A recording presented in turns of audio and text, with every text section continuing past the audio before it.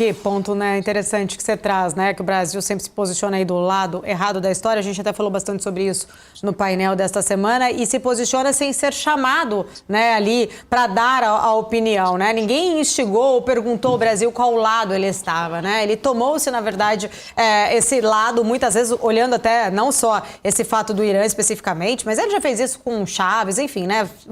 Nem vou entrar ali em outros exemplos, mas eu tô falando mais especificamente agora com os Estados Unidos, né? Tá ali, comprou uma briga que não precisava ter comprado porque não foi chamado ali à mesa nesse sentido. E até repercutindo um pouquinho, o Temer, né, o ex-presidente aqui, Michel Temer, publicou um vídeo, classificou até como inadmissível toda essa situação, mas também falou ali como inadmissível o cancelamento dos vistos dos ministros do Supremo Tribunal Federal pelo Donald Trump, cobrou um diálogo, né, mais direto ali, inclusive, entre os chefes de governo. Diante dessa escalada diplomática, Vandique, o governo Lula, ele teria algum tipo de margem para recompor essa relação aí com os Estados Unidos? Ou a retórica pública ali já acabou, né, de certa forma, fechando essas portas para uma reaproximação real?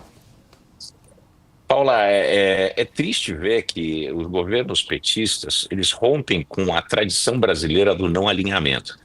Veja só a União Europeia, né? A União Europeia está negociando com os Estados Unidos, tem conseguido baixar as tarifas e, ao mesmo tempo, tem negociado com a China. Quer dizer, essa é a posição lógica e essa é a posição pragmática de um governo que é ciente dos impactos que isso pode trazer e que está preocupado com o bem-estar das suas nações, ou da sua nação, no caso do Brasil. No nosso caso, nós temos um presidente, nós temos um Itamaraty que fazem questão de cutucar a onça com a vara curta. Quer dizer, a gente não se furta em uma única vez de ficar do lado errado. Quer dizer, a gente não ganha nada e, como você mesmo ilustrou, a gente não foi chamado para nos posicionar. E a gente não tem lugar de fala, porque na guerra de gigante, anão não tem vez. E o Brasil é um país nanico. O Brasil não faz diferença no sistema global. E a gente fica com essa história de que o Brasil é uma potência. O Brasil não é uma potência e não é uma potência em nada. O Brasil tem que entender que o Brasil tem uma posição de provedor de alimentos para o mundo. E é isso aí, e está muito bom. Se a gente conseguir melhorar, muito bem. Mas a gente não tem o tamanho de uma Índia, a gente não tem o tamanho de uma China, a gente não é uma União Europeia, a gente não é os Estados Unidos. A gente é um país secundário no sistema global. É chato entender isso, ninguém gosta de saber que você é secundário no sistema global, mas essa é a lógica do sistema global. O sistema internacional tem as grandes potências, tem o hegemon, e depois vem quem está lá. E a gente pode se alinhar com um lado ou com o outro. A gente teve uma tradição muito longa de não alinhamento, desde o final da Segunda Guerra Mundial. E fizemos isso muito bem feito. E agora a gente está rompendo com essa situação. Você tinha me perguntado mais uma coisa que agora eu esqueci. Você pode repetir para mim? Claro, não, eu quis entender, né, um pouco ali se você acha que ainda caberia algum tipo de espaço para o Brasil tentar, de alguma forma, né, fazer aí, recompor essas relações com os Estados Unidos. Tem, claro que tem. Agora, é com o pinico na mão, né? A situação para o Lula, uma vez que ele comprou essa briga, é uma solução de canto, como a gente diz em economia. Ou é eixo X ou é eixo Y. A gente não tem uma opção que não seja binária agora.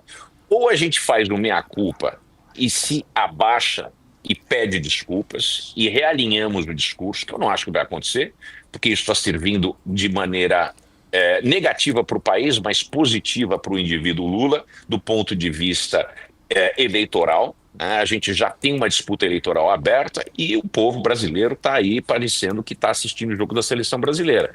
Se o Brasil ganhar, o Brasil perde nessa história, né? Porque o tamanho do comércio dos Estados Unidos faz muita diferença para a gente. Principalmente onde conta, que são os produtos de alto valor agregado. Então, se a gente não fizer um meia-culpa e baixar a crista e pedir desculpa, esse negócio não vai parar em outro lugar. E os Estados Unidos vai, de fato, se alinhar com seja quem for que for competir com o Lula nas urnas em 2026. Então, além de uma competição interna, a nossa questão política, o xadrez da eleição, do reeleição, vai ser complicado com uma presença, com uma aposta americana de alinhar o próximo presidente brasileiro com seus interesses. A gente não pode esquecer que os Estados Unidos vê o Brasil como o seu jardim, né? É o seu jardim.